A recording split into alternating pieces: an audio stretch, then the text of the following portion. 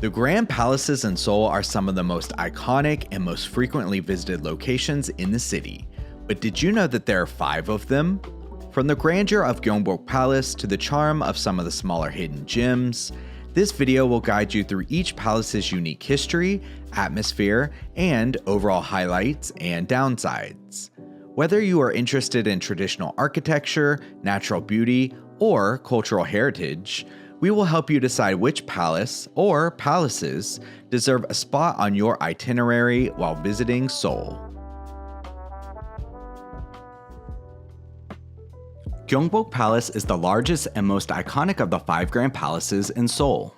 Because of this, it is the most popular and most frequently visited palace as well. For first-time visitors to Seoul, I often recommend Gyeongbok Palace as a must-visit destination because of its iconic status. Coming to Seoul and not visiting Gyeongbok Palace would be like going to Paris and not visiting the Eiffel Tower.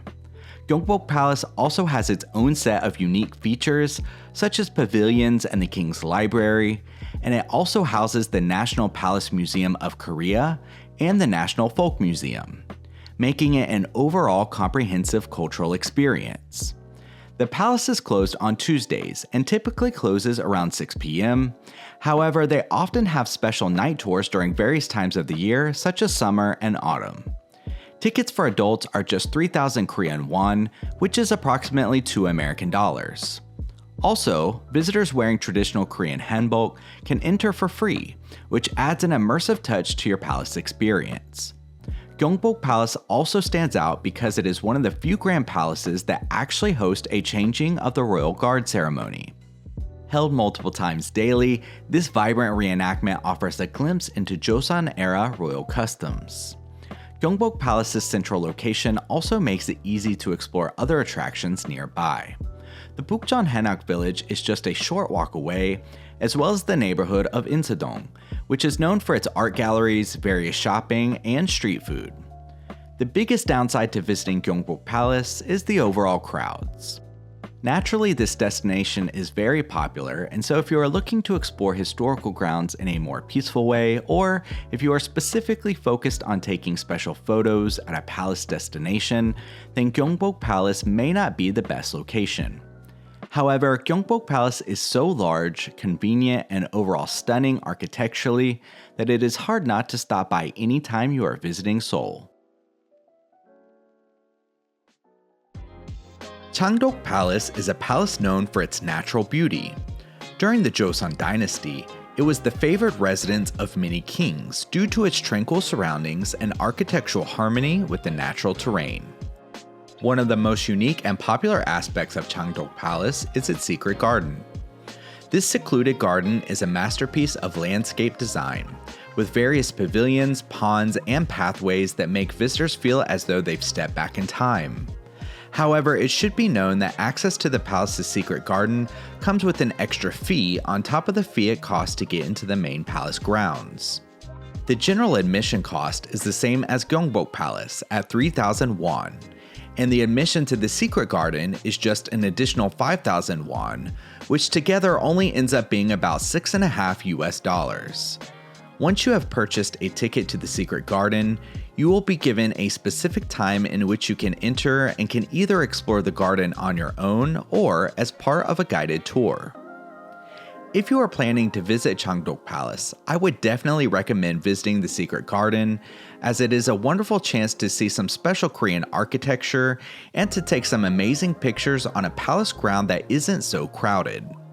Changdeok Palace's central location makes it a perfect starting point for exploring nearby attractions, such as Changgyeong Palace, which is another one of the 5 grand palaces that stands adjacent to this one, and the Iksondong Hanok Village, a vibrant neighborhood filled with traditional Korean Hanok houses turned into cafes, boutiques, and restaurants. Changdeok Palace is one that you should visit if you are specifically looking to avoid the major crowds of Gyeongbok Palace and are more interested in nature as opposed to history. This is not a palace I would recommend visiting if you are not interested in the secret garden, because the grounds themselves are definitely on the smaller side without a lot of built-in natural beauty. Changgyeong Palace is a palace that often flies under the radar and is, in my opinion, the most underrated grand palace in Seoul. Unlike the other palaces, this palace was specifically designed as a residence for queens and concubines, creating a layout that carries a more intimate and personal ambience. Over the centuries, it has served various roles, even becoming a botanical garden and zoo during the Japanese colonial occupation. Today, it has been restored to its former glory, offering visitors a unique blend of history and nature. It is specifically less crowded than the other two palaces we have mentioned so far, making it perfect for those who are interested in a more peaceful palace experience.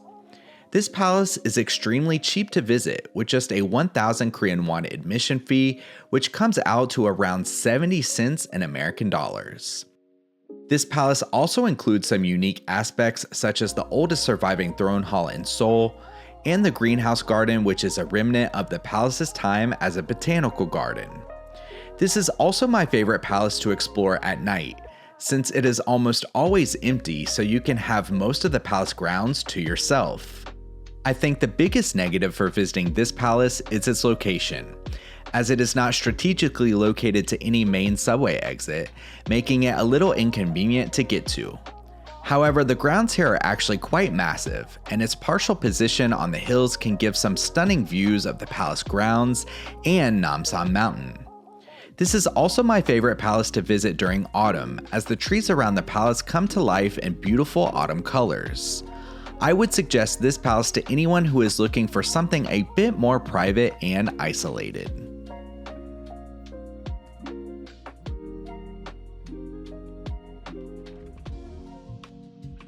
Deoksu Palace stands out due to its fascinating mix of traditional Korean architecture and Western-style buildings. Located in the heart of downtown Seoul, this palace offers visitors a unique opportunity to explore Korea's royal history while enjoying the vibrant cityscape that surrounds it. Deoksu Palace is known for its juxtaposition of traditional and Western influences. The palace's grounds feature Hanok-style buildings alongside European-inspired structures, reflecting Korea's modernization throughout history. Deoksu Palace is also another palace that hosts a changing of the royal guard ceremony, which is a colorful and historically rich event that takes place multiple times a day. This palace is also known to host a lot more festivals and exhibitions compared to the other 5 grand palaces, which means it is usually a lot more festive and exciting. It is also known for its surrounding Stonewall Road, which is a picturesque pathway that wraps around the palace and is famous for its romantic ambience, especially during autumn when the leaves are changing colors. This is also another one of the palaces that can be visited at night, and the admission price is also very cheap, just costing 1,000 Korean won, which is less than $1.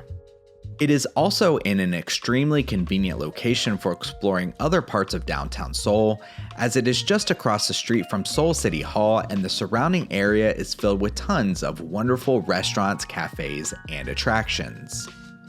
The biggest downside of Deoksu Palace is its overall size, which is quite smaller compared to most of the previous palaces mentioned, as well as a general lack of natural beauty.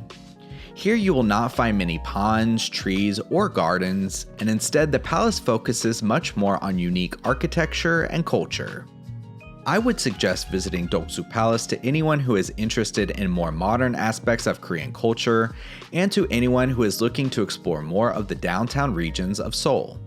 However, I don't think it is a great match for people looking to take pictures in traditional hanbok, and it is not for tourists looking to find a more natural setting in the heart of the city. While Seoul's 5 grand palaces are all steeped in history, Gyeonghui Palace offers a quieter, more contemplative experience compared to its more famous counterparts. This palace is the one I would consider a hidden gem and is often overlooked or merely forgotten by most tourists and tour guides alike. Gyeonghui Palace's best attribute is its intimate atmosphere. It is significantly smaller due to extensive damage during the Japanese colonial period. However, the palace still retains a lot of historical significance and offers a chance at a private tour through Korean history. Most of the time, this palace is nearly empty, and while it is small, it still gives a lot of room to explore and take pictures. In fact, if you are specifically looking to take private pictures that highlight Korean traditional architecture, then this palace offers the best opportunity to get pictures with absolutely no one else in the background. This palace is also completely free to enter, however, it is never open at night.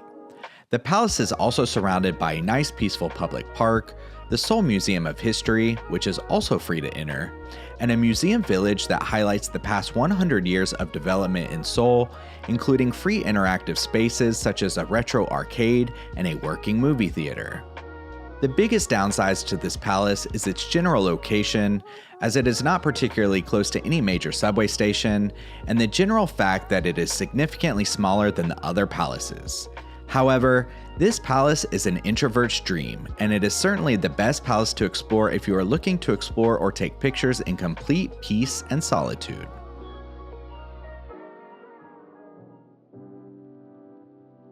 We just helped you explore the 5 grand palaces of Seoul and choose the best ones for your Seoul itinerary, but the fun doesn't stop there.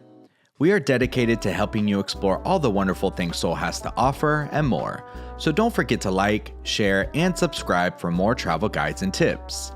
If you've got any favorite spots in Seoul or experiences you think we've missed, let us know in the comments below, and we'll see you next time here at the Seoul Scene.